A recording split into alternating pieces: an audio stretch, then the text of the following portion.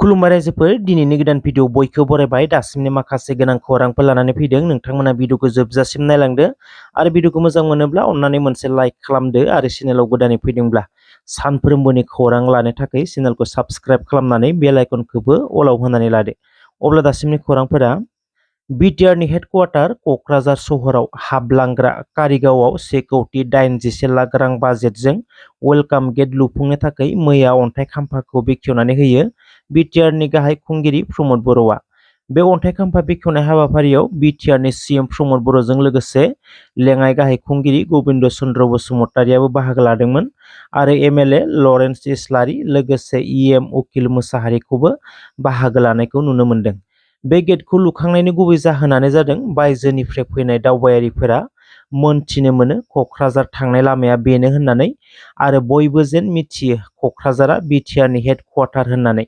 बे गेटखौ समायना डिजाइन होनानै बानायनाय जागोन, बेयाव बर'नि माखासे मनुमेन्ट्सफोरखौ बानायना होफानाय जागोन होननानै बुंदों बिटिआरनि गाहाय मावफुं सोद्रोमा प्रमद बर'आ। बर' हारिनि गेजेराव मोनसे गोजोनथाव रादाब इन्ड'-भुटान कुंफु उसु चेम्पियनशिप 2024 आव बर' फिसा बिरजन बसुमतारिया सनानि मेडेल देरहानो हादों। बिरजन बसुमतारिया चिरां पानबारिनि मानास्रि बालाबारि गामिनि चन्द्रेश्वर बसुमतारि आरो खान्दि बसुमतारिनि बिसाज्ला। कुंफु गेलेनायाव जोबोर गोसो गुदुं जाखांबोनाय बिरजन बसुमतारिया गिबि खेबनि थाखाय इन्टारनेशनेलाव इन्ड'-भुटान कुंफु उसु चेम्पियनशिप 2024 आव बाहागो लानो थांनायाव गोबां चेलेन्जेसफोर दङमोन। गाहाय जेंना हिसाबै रांखावरिनि बिथिंखौ सिन्था खालामनानै इन्टारनेशनेलाव गेलेहैनो मोनगोनखौ आसा खालामाखैमोनब्लाबो नाथाय बिथांनि गोसो गुदुं आरो नाजाथाबनायखौ नोजोर होनानै बिमाया हाजिरा मावनानै आरो गुबुननिफ्राय रां दाहार लानानै आरो न'खरनि बाय बाहागिफोरनिफ्राय एफा एनै बुथुमनानै गथ'नि मिजिंखौ फुरा खालामो। मख'नो गोनांदि कुंफु गेलेनायाव गोसो गुदुं बिरजन बसुमतारिया न'निफ्राय 28 किल'मिटार गोजान बरलागावआव साइकेलजों थांनानै कुंफु गेलेनायखौ सोलोंगासिनो 4 बोसोर साइकेलजों थांलाय फैलाय खालामनानै सोलोंगासिनो दं होनना फोरमायदों। गोजौ थाखोसिम आवगायलांनो जोबोरैनो गोसो गुदुं नाथाय रांखावरिनि आंखालखौ लानानै जिंगासिनायखौ फोरमायदों। जुदि सरकारनिफ्राय सुबिदाफोर मोनोब्ला गोजौ थाखोसिम मोनहैनो हागोनखौ जोबोर आसा खालामदों बिथाङा। बाक्सा जिल्लानि बागाजान कुन्दुरगावनि अनन्त बसुमतारि आरो जुस्ना बसुमतारिनि बिसाज्ला सोमदोन बसुमतारियाबो गोबां नाजाथाबनायनि गेजेरजों बे कुंफु उसु चेम्पियनशिप 2024 आव सिलभार मेडेलखौ देरहानो हादों। बिटिआरनि तामुलपुराव रां दाबि खालामनाय दायाव 7 लाइमोनफोरखौ पुलिसआ एरेस्ट खालामदों। मिथिनो मोननाय बायदिब्ला 7 लाइमोनफोरा जिखुनु गारिफोरखौनो लाखिनानै सिगि-सग' खालामनानै रां दाबियोमोन। तामुलपुरनिफ्राय उदालगुरि फारसे थांनाय लामायाव गोबां सुबुंफोरनिफ्राय गारि लाखिनानै गोबां रां दाबि खालामनाय जाथायखौ खौरां मोननायनि उनाव तामुलपुर पुलिसनि गोख्रों नायबिजिरनाय आरो संदाननायनि गेजेरजों 7 रां दाबि खालामनानै लुथिग्रा लाइमोनफोरखौ हमनो हादों होनना मिथिनाय जादों। हमनो हानाय लाइमोनफोरा हिमांशु नार्जारि, पंकज बर', मिथिंगा बर', ध्रुब बर', राजु सरनिया, ध्रुबज्यति भराली आरो दिबजित बैश्य होनना सिनायथिनाय जादों। बिसोरनिफ्राय गंनै बेसेन गोसा कारखौबो पुलिसआ जब्द खालामदों होनना मिथिनाय जादों। हमनो हानाय 7 दुथांफोरनि हेंथायै केस नं 150/24 आरो बिएनएस आयेननि इउ/एस 192/292/308-2 308-3 नाम्बाराव गसर थिसननाय जाबाय होनना खौरां मोन्दों।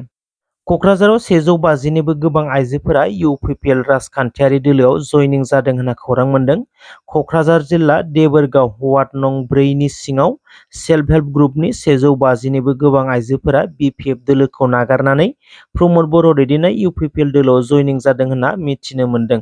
लकसभा बिसायख'थियाव एनडिएनि बिजाथि जयन्त बसुमतारिया देरहानायनि उनावनो फैगौ 2025 मायथाइनि बिसायख'थिनि थाखाय साखा-फारा जादों इउपिपिएल दोलोआ, जेराव लकसभा बिसायख'थिनिफ्रायनो थाद'नाय गैयाजासे जयनिं प्रग्राम खालामनायखौ नुनो मोनगासिनो। नाथाय बेरेखा दोलो बिपिएफआ दासान्दि जयनिं प्रग्राम लानायखौ नुनो मोनथ'नाय जायाखै। गुवाहाटीआव मोनसे दुखुनांथावना जाथाय जानानै थाङो। गावनि आंगोनि बिसाज्लाखौ नागिरै नागिरै दिनैसिमबो मोनाखिसै सासे बिफाया। गुवाहाटी ज्योतिनगराव जादों जाथाया। बिफाजों लोगोसे स्कुटियाव गाखोनानै थांफानाय 8 बोसोर बैसोनि अबिनाश सरकार मुंनि गथ'आ गंसे गोख्रैथिजों बोहैलांनाय दंग'आव गलांदों। मिथिनाय बायदिब्ला गोबां अखा हानायनि जाउनाव गुवाहाटीनि गोबां खना खनला ओनसोलफोराव लामाफोरा दैजों लोमफबजोबदों। जाउनाव स्कुटिजों न' फारसे थांबाय थानाय समावनो स्लिप जानानै बिफा बिसाज्ला स्कुटिनिफ्राय गोग्लैदों आरो बिसाज्लाया गोख्रैथिजों बोहैलांनाय दंग'आव गोग्लैलांदों। बिफाया आखायाव हमथाहरदोंमोनब्लाबो नाथाय दुखुनांथाव गथ'खौ हमथानो हायाखैसै। दैयाव बुखारलांनाय गथ'खौ हर सान नागिरगासिनो नाथाय दासिमबो मोननो हायाखै। पुलिसजों लोगोसे एसडिआरएफनि हानजायाबो नागिरना दिहुननो हायाखै गथ'खौ। भुटाननिफ्राय बोहैबोनाय बरनदि दैमाया बगामाटी ओनसोलाव गिख्रंथाव थासारि सोमजिहोनो हागौ। बगामाटी ससाइटिनिफ्राय मा फोरमायदों नोंथांमोना खोनासंना लानो हागोन। जितु भुटान आरो चाइनार পৰা जितु আমাৰ ইণ্ডিয়াত আহা বাঢ়ি অহা আমাৰ এই পানী যিটো বৰনদীৰ পানী উত্তৰৰ পৰা দক্ষিণে যিহেতু আহোঁতে বহুত স্পীডত বহুত কাৰেঙত আহে।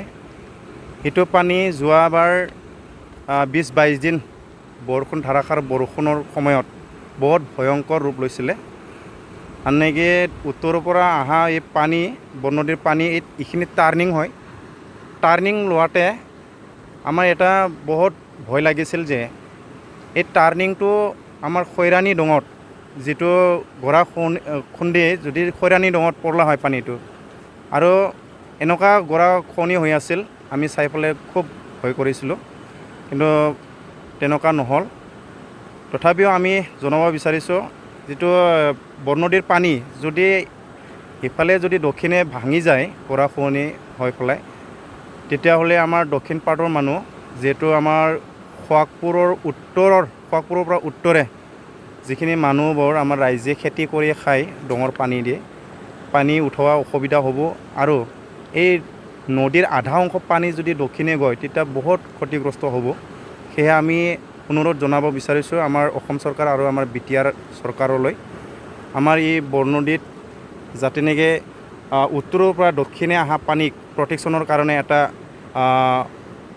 ৱাল বা গাৰ্ড ৱাল বনাই দিয়ে যেন আমি নথৈ আনন্দিত হ'ব। সেয়ে আমি অনুৰোধ জনাইছোঁ আমি বগামাটি ছ'চাইটিৰ হৈ পেলাই যাতে নেকি এই পানীক প্ৰটেকশ্যন কৰি আমাৰ দক্ষিণ পাটৰ যিখিনি ৰাইজ আছে ৰাইজক খেতি কৰা আৰু কোনো ধৰণৰ তেনেকুৱা অসুবিধা যাতে নহয়, সেয়ে আমি অসম চৰকাৰ আৰু বিটিআৰ চৰকাৰক আমি শ্ৰদ্ধাৰে আহ্বান জনাইছোঁ। ধন্যবাদ। এতিয়া আমাৰ ইয়াতে কেইটামান ব্ৰিজ বনাই দিয়া হৈছে। এই ব্ৰিজে আমাৰ পানীক প্ৰটেকশ্যন নিদিয়ে। ব্ৰিজেদি তাৰমানে এইটো পানী লোৱাৰ কাৰণেহে আৰু এই সৰু সৰু ডংবিলাক তাৰমানে পাৰ হোৱাৰ কাৰণেহে এইটো ব্ৰিজ বনোৱা হৈছে। কিন্তু ব্ৰিজৰ কাষত যে এটা ডাঙৰ গাৰ্ড ৱাল লাগে সেইটো আজিলৈকে হোৱা নাই। এই গাৰ্ড ৱাল নোহোৱাৰ কাৰণে আমাৰ কিছুমান মাথাউৰি ভাঙি গৈছে আৰু কিছুমান আমাৰ দলংবোৰ খহি পৰিছে আৰু ৰাস্তা ঘাটত পানী উঠে।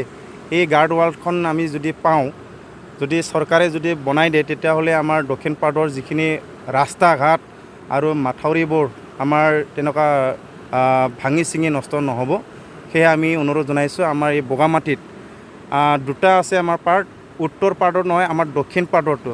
দক্ষিণ পাৰ্টত আমাৰ কি কয় এইটো গাৰ্ড ৱাল এটা ডাঙৰকৈ যদি আমাৰ চৰকাৰে যদি বনাই দিয়ে, আমি বগামাটি ছ'চাইটিৰ হৈ পেলাই বিটিআৰ চৰকাৰ আৰু অসম চৰকাৰক আমি শ্ৰদ্ধাৰে অনুৰোধ জনাইছোঁ।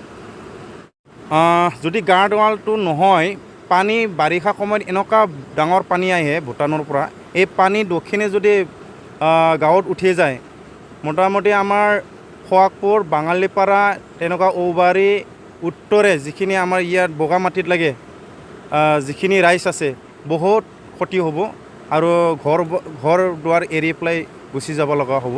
সেইকাৰণে আমি যাতে তেনেকুৱা ঘটনা নঘটক আমি অনুৰোধ কৰিছোঁ। গাৰ্ড ৱালৰ বাহিৰা আছে আমাৰ যিখিনি 3টা ডং আছে, ইয়াতে 3টা মুখানি আছে। মুখানিৰ পৰা দক্ষিণে যিটো আমাৰ ডং, এই ডঙৰ কি কয় এইটো আপোনাৰ কেনেল লাগিব, ডাঙৰ কেনেল লাগিব। ডাঙৰ কেনেল বনোৱা হোৱা নাই মাত্ৰ ইয়াতে কেইটামান ব্ৰিজ হৈছে গাৰ্ড ৱাল হোৱা নাই গাৰ্ড ৱালৰ লগত আমাৰ কেনেলবোৰ বনাই দিব লাগে তেতিয়া আমাৰ ৰাইজৰ খুব সমস্যা নাথাকে